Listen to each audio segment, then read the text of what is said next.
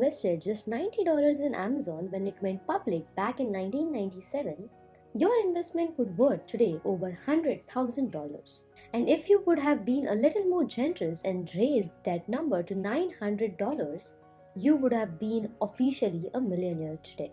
But how is it possible that such a huge tech company with hundreds and thousands of employees doesn't make money? Technically, it's profitable, but its income is absolutely insignificant compared to its size. In 2017, for example, it made a little over $3 billion. That number might seem a lot, but when you consider it was valued at $600 billion, that number becomes irrelevant. And it's not because the market was down. A year before that, it made $2.3 billion, and for the rest of its existence, it was either at loss or making just few hundred millions. If you compare that to other tech giants, it will seem like Amazon is about to go broke. When Apple was valued at $600 billion, for example, in 2016, it made over $45 billion. If you take a look at any other tech giant, you will realize that all of them are multiple times more profitable even though their market cap is smaller. But guess what? No one really cares. Even if Amazon makes only few hundred million, no one will panic. An investor will keep on investing, throwing money into Amazon, and the stock price will keep rising, and it will definitely surpass Apple in the coming future because of Bezos' strategy. In his first letter to shareholders in 1997, he said, "It's all about long run." In other words, Amazon would prioritize long-term advantages over short-term profits and focus on delivering as much value as possible to the customers by lowering the price to the minimum. The philosophy beyond it is simple. Attack any industry aggressively until your competitors start bleeding and running out of cash until you dominate the market, even if that means losing money in the short run. And once you are on the top of the hill, rewards are incredibly huge. Then you can raise the prices and do whatever you want. In 2010, Amazon decided to get into a diaper business, and diaper.com was the leading online retailer. So Amazon simply chose to acquire that company, but the founder refused to sell. Amazon threatened to drive diapers' price to zero. They would not sell, and guess what? That's precisely what they did. They lowered their prices and offered Amazon Prime for free for 3 months for parents, to the point where diapers.com literally started bleeding cash and was forced to either shut down the company or sell it to Amazon. I think you can guess what happened. But that's just one of many industries that Amazon tried to dominate. There is whole food market, Twitch, Audible, AMDB, Alexa, Zappos, Amazon Web Services, Amazon Studios, and the list goes on, where Amazon is already leading the industry or competing to get there. If there is an industry that Amazon isn't competing in yet, does not mean that they are not planning to take over it. However, this incredible success did not come cheap. In 2014, Amazon introduced the Fire phone and was ready to conquer the smartphone industry. At least that's what they thought. The phone was not really bad. It had a lot of new features that many phones did not have back then. And it was priced just under $200 with a 2-year contract. After spending hundreds of million dollars, even though Amazon reduced their prices significantly, over time to the point where phones were sold at loss, the project turned out to be a loss and a complete disaster, and Amazon had to shut it down within a year. Just after a year later, in 2015, it's just one of many examples of how Amazon failed. There was once a company named Standard Oil Corporation that was founded by John Rockefeller. The company took over its logistics and everything else and drove the price to their bare minimum, to the point where they crushed their competitors and dominate the entire oil industry. It had all the resources to control the global oil supply, but in 1911, the US Justice Department sued the company and broke it down in 34 little companies. And since Amazon is taking over one industry after another, it will grow so big one day that it will be unstoppable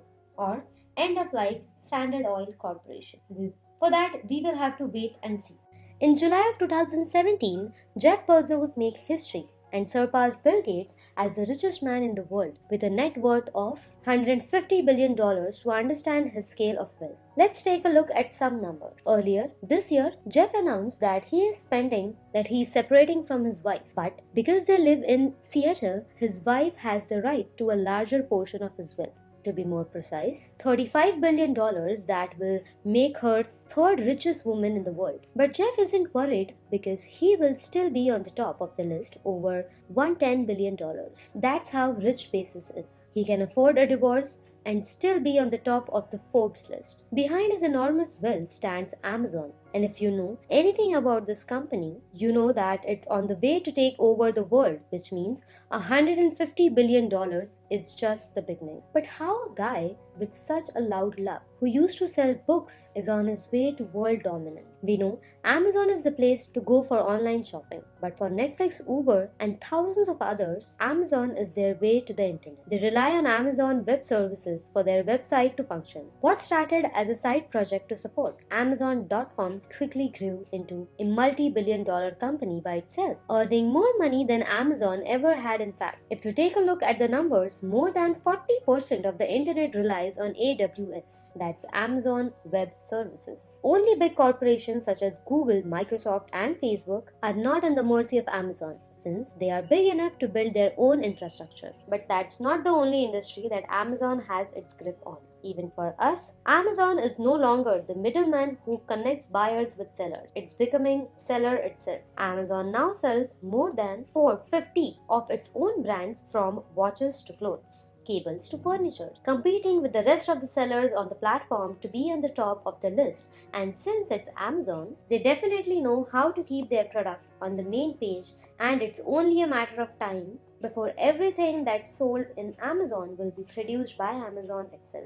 From Amazon box to reach your doorstep, it needs to go through many hands first, from a truck to a plane to a van, and maybe then to your doorstep. And Amazon has heavily been relying on UPS, FedEx, and US Postal Office, but that's about to change. To be more precise, it's already changing. Amazon now has more than 50 planes and hundreds of vans and semi-trucks to ship its own product. It already handles a quarter of its shipping, and it does not seem to stop there. Remember Amazon Web Services? It started to provide services to Amazon website, but quickly began providing services for everyone else. And it seems like Amazon want to do the exact same thing with Amazon Fulfillment and became a logistic company. Although Amazon is a small fish compared to UPS and FedEx in the logistic industry, Amazon is on its way to change that. Once Amazon is completely self-sufficient, it can easily drive shipping costs down. It does not have to make a profit since it has multiple other businesses that generate billions of dollars in revenue, and once UPS and FedEx are out of business, then Amazon can slightly increase their prices and enjoy the monopoly. Also, unbelievable profits since it will be the only player in the market. Amazon does not just want to be the place where you periodically buy strange gadgets. It wants you to buy grocery at Amazon. That's why it purchases Whole Food Market. Many of us still prefer to physically go to the stores and buy these products. But we all know that that's about to change, and Amazon does not want to miss the opportunity to take over the industry. The grocery business is definitely competitive, but no one is more qualified to do that than Amazon. They have the technology experience and money. Even though Netflix too relies on Amazon, Amazon is on its way to change that. In 2010, Amazon launched Amazon Studios to challenge Netflix. Of course, they're too small to be compared to Netflix. But that's what the bookstore manager said when Amazon started selling books online. They will keep pouring money and creating as many shows as they can to convince you to switch to Amazon Studios like UPS and FedEx. Netflix does not have a side business that earns a pile of cash. In fact, with the introduction of Alexa, Amazon wants to make online shopping as easy as possible. Imagine coming back home after the long day and realizing that you forgot to do the grocery. Or what you have to do is to ask Alexa, and while you will be waiting for it, Alexa would suggest you to watch some of the latest show on Amazon Studios in 20 years, I guess. Everything you will buy will probably be made by Amazon, so then Amazon and shipped by Amazon. And that's how Amazon wants to take over the world. And once it does, I definitely make a video on it, and if you don't want to miss it, then do subscribe to our channel for that. You will have to click on that bell button. Otherwise, YouTube isn't gonna notify you. So that was it about Amazon. If you want to know more about us, do visit our website called StartupLanes.com. Also, don't forget to follow us on LinkedIn, Instagram, and Facebook. We provide informative content as well as content related to our work on our platforms. Thank you so much.